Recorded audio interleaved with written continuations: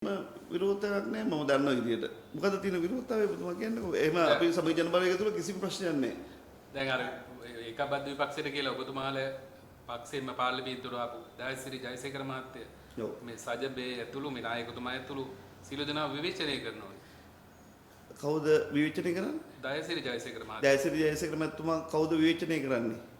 සජබ පක්ෂයයි නෑ මේක වරද්දගෙන තියෙන සජ දයසිරි ජයසේකර මහත්මයා කියන ශ්‍රී ලංකා නිදහස් පක්ෂයේ කරු මන්ත්‍රීවරයෙක්. නමුත් එතුමා මැතිවර වෙලාවේදී අපි සමගි ජන බලවේගය විතර නෙවෙයි ඉදිරිපත් උනේ. අපේ ඉදිරිපත් උනේ සමගි ජන සන්ධානයක් විදියට. ඒ අනුව දයසිරි මැතිතුමා විතර නෙවෙයි අනිත් සීලුම් පක්ෂවල පුළුල් සන්ධානයක් විදියට තමයි එතුමා ඉදිරිපත් උනේ.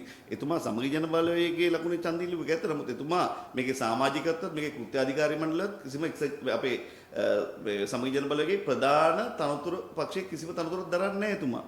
ඉතින් හිම බැලුවොත් මම හිතන්නේ ඔබතුමාලා අහන්න ඕන ප්‍රධාන ප්‍රශ්නයක් තියෙනවා.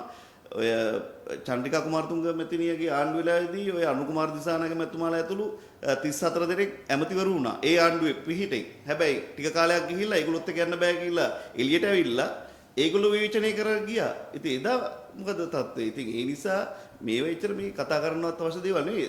දයසිරි මැතිතුමා අපේ පාර්ලිමේන්තුවේ හොඳ හඬන්න ගන්න මන්ත්‍රීවරයෙක්. කිසිම ගැටලුවක් නැහැ. අපිත් එක්ක වැඩ කරගෙන යනවා.